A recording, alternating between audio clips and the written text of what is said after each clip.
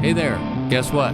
We'd like to thank our newest sponsor, Kingston Union, home of the Wino, the original Wino skate, punk rock, casual shoe that looks cool as cool can get. Right now, Kingston Union is having a summer slip-on sale.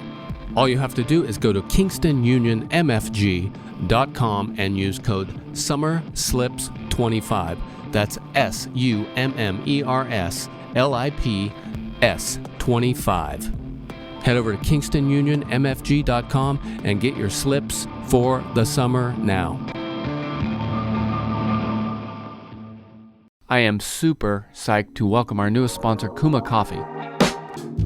Kuma Coffee is a 100% independently owned roasting company right here in Seattle since 2008. Kuma is a 5-person team roasting over 100,000 pounds of exclusively high-scoring coffee each year. They source their coffees direct from origin and pay well over fair trade pricing to farmers. This guarantees the highest quality while supporting rural farming communities throughout the global south. And here's the kicker. They just launched an instant coffee. I travel a lot. I've tried tons of instant coffee, and Kuma is the best. It saves my buns in the morning, in the afternoon, and quite often before a show.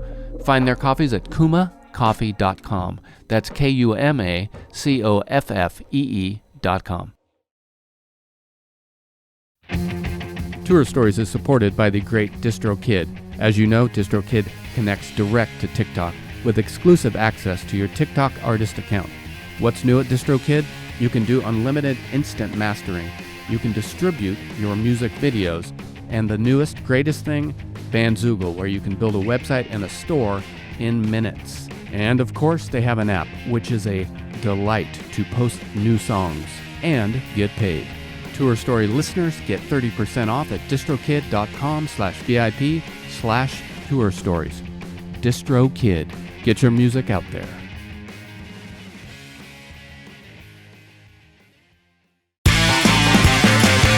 Hi, Chelsey. Hi, Joe. How are you? Pretty good. How are you doing? Good. Where are you? I am in Connecticut. Is that where you're from? No, I'm from Massachusetts, so close enough, but they are distinct states. Yes, they are. Even a West Coaster knows that. Did you grow up in the Boston area, or? No, Western Mass, which is also a pretty distinct state from the Boston area. Yeah, fun music scene there, historically. Yeah. Oh, yeah, absolutely. Yeah. Grew up near Amherst, so we know all the history there. What was your relationship with music growing up? I asked this for a variety of reasons, but one is it sounds like we have very similar experiences with music. Yeah, I think the most important part of my youth with music was spending time at Flywheel shows. So Flywheel is a booking collective that's been around since 1999, put on sober and all ages shows in Western Mass. And I'm now a part of their team, but I grew up going to shows when I was a teenager there, and just so important and so special. And yeah, just spent as much time as I could going to shows. And I didn't play music actually myself until I was in my 20s, but I did attend a lot of shows when I was a teen. Right. Well, it's great that you're sticking with that community and helping them now. Yeah. I have to give back to them. They were, I think one thing that I think is really important is just letting folks experience music at any age. For the first while of Perennial, we only played all ages shows because we valued that so much. And I actually met a kid, a 14-year-old, who recognized me from our set at Nice a Fest 2 weeks ago. And I handed her the flyer for our release show, but it's 18 plus. And she was like, oh, and then I was like, let me see what I can do. And, so she can come to the show with her dad, which is great. But if I didn't have that interaction, she probably wouldn't have even tried to come. And I want those people in our audience so much. So, yeah. Yeah. I in Seattle, we had a few all ages places, but one that was very important to me was called the Velvet Elvis. And I remember being about probably 20.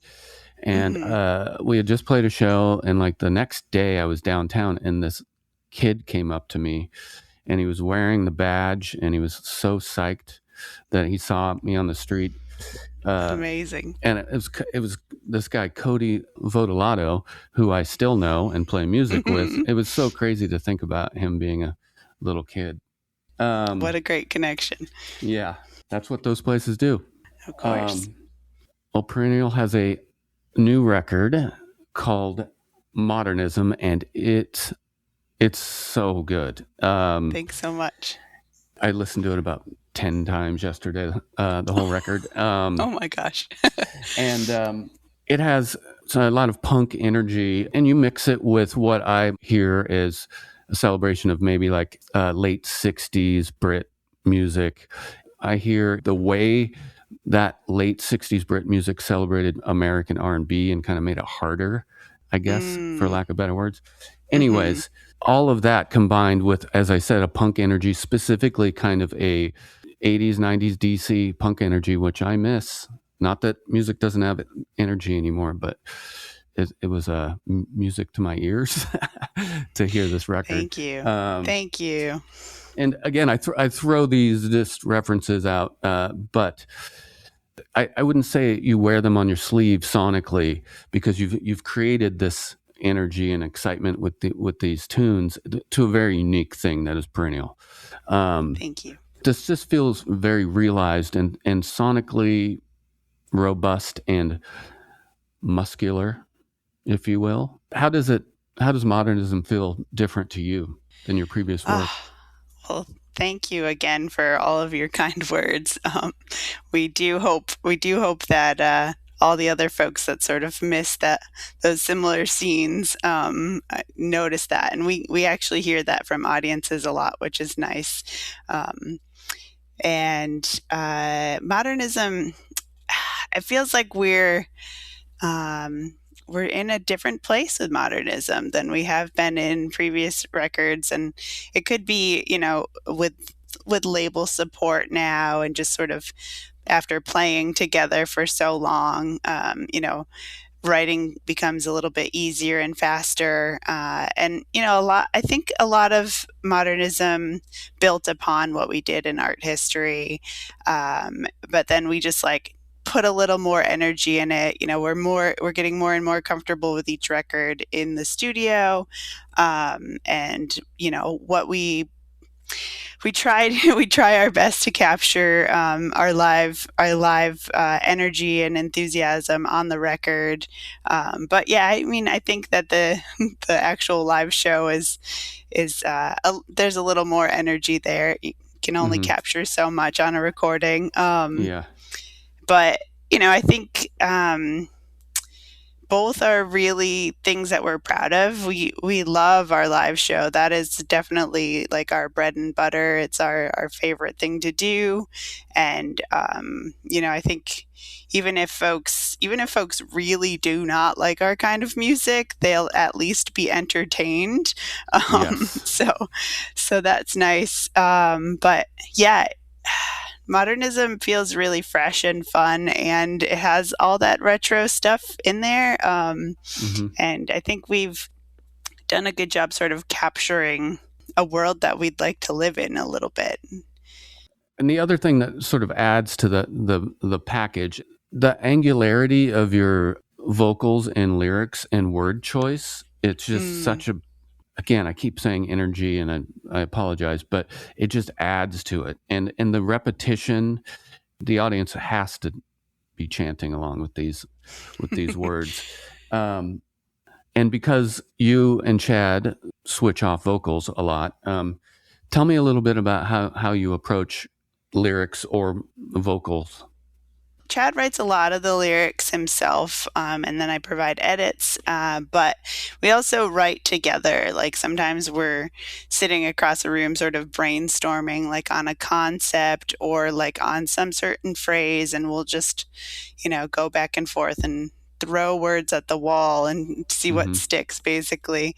And then actually what we have recorded is a little different than how we perform it live, because, you know, if somebody has like a really long verse, or, you know, for Emma Peel, once people actually hear the record, right, yeah. Chad will not be able to do that himself solo live.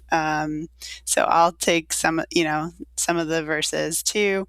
But yeah, I mean, a lot of it is like worlds that we're trying to capture. The movie, the conversation, like that sort of we love that movie. We were like, at one point we were like, I feel like, or maybe it was just me, feel like writing a whole record like about that movie.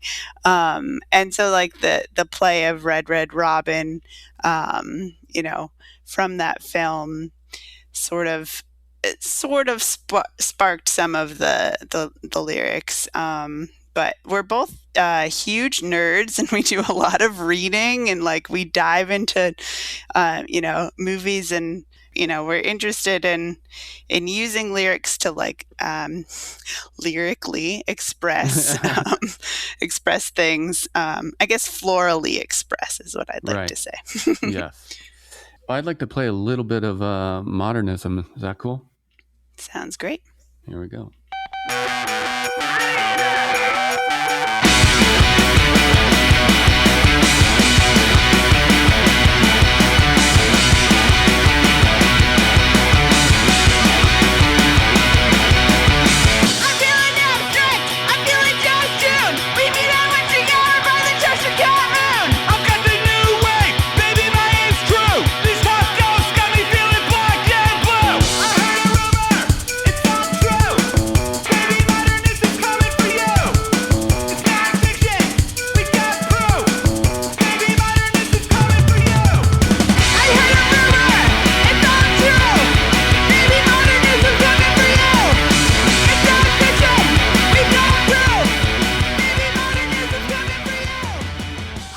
That is a fierce song.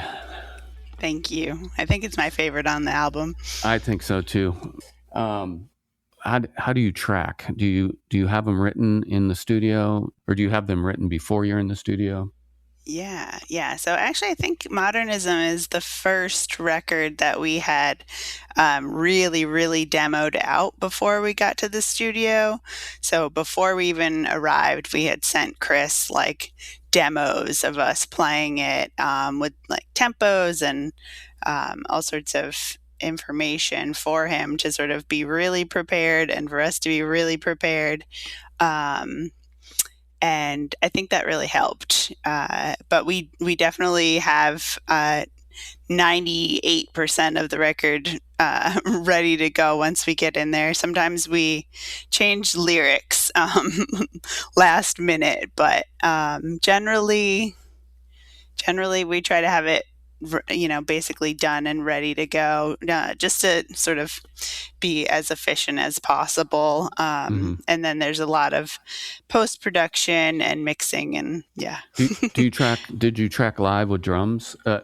Siege is your drummer's name, is that correct? Yes. So Siege and Chad played like scratch guitar while Siege recorded drums in the live room.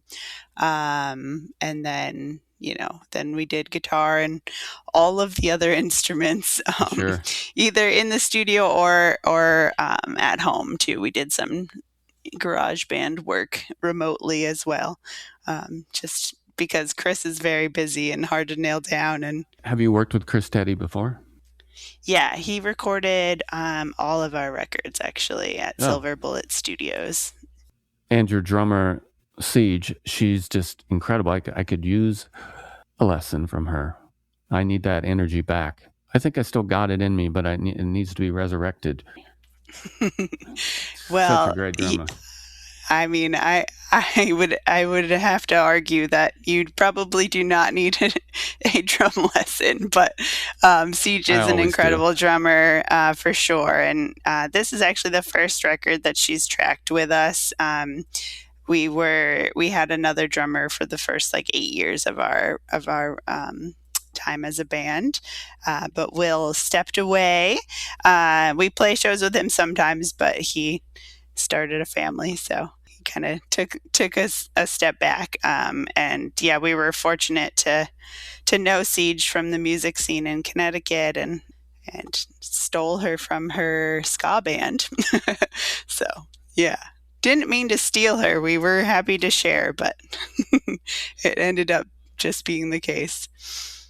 One of my favorite bands of all times is the B-52s, and yep. and your instrumentation is almost identical to the, It's at true. times. Yeah. How do you play live? We play live with just drums, guitar, and electric organ. So Okay. I have a mini Yamaha Y3, I think, and use the Hammond setting on that. It's sort of a less full sound, but more energy at the same time, live versus recorded, because we can't play, a bass and a mellotron and Right. tambourine and organ and drums and guitar, just the three of us at the same time. Right. And there is a lot of mellotron, and I thought I heard the Optagon. Is there Optagon on this record? That organ that you put floppy records in? Oh, no, my organ has a rotor setting, so okay. That's probably what I'm actually not familiar with that instrument. So yeah, I think that it's I probably made it up in my head. No, it just sounded familiar. Yeah, and there's so much great texture, and there's really fun interludes on the record too. Little pieces in between. Yeah. Do you have any plans to tour? Yeah, actually, we'll be in Seattle in like a week and a half. So I don't know if you'll be back then, but yeah, we're doing a little Pacific Northwest run on August 12th is our first day. So we're doing a couple dates in Oregon and then a couple dates in Washington, which will be weird. It's our fourth tour on the West Coast, but the first time we're not doing like the entire West Coast. So it actually might be lovely to have no 8-hour drives, but really excited to get out there. And we'll be at Belltown Yacht Club in Seattle. So awesome. Great. And you've been rehearsing, I'm assuming? Yeah. How are the songs feeling? Good. Yeah. So we haven't played too many Modernism songs live yet, except for Perennial 65, because that was sort of a we released it before the record was even announced. But we always knew it fit on Modernism. So we've been playing that one for a while, and we just started playing a few more songs from Modernism, and we will be playing a fourth or fifth one on this coming up tour. And then, we play as much as we possibly can. So that helps. But all right. Well, I get back on the 12th. If there's any chance I can make it, I will. Can't wait to see you live. Thank you. It is really fun. We opened for Pylon Reenactment Society, and there were a lot of folks in the audience who had not seen us yet, and people were like, you guys were insane, and people have sort of joined the Perennial organization, as we say, after that show and other shows. Whenever we're sort of opening for folks, we do tend to get some new followers, very enthusiastic followers, which is nice because we do try to just leave it all on the floor. Like if we're not drenched, we're like, well, why did we even do that? Yeah, that makes perfect sense. I don't know how you could do these songs any other way. Well, again, I hope I get to see you in Seattle or somewhere else down the road. Congrats on this record. You mentioned that you read a lot. I need a book recommendation.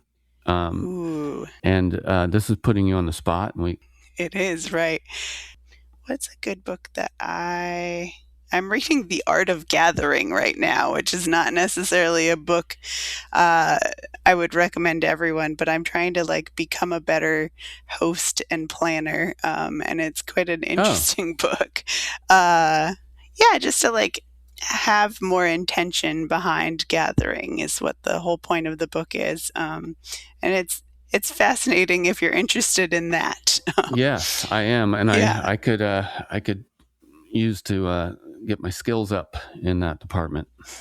Well, it's a good I'm one. I'm reading a crazy book right now called Angel Down. That is a World War I fantastical kind of H.R. Giger imagery, violent book, and I don't know what to think about it. It gives me nightmares, and I don't know if I'm going to finish it, but that's what I'm reading right now. I rarely have a book moment on the pod, so thank you. You're welcome. Anyways, again, congrats on the record, and I hope to see you when you start traveling. Travel safe. Thank you very much. All right, take care. You too. Bye.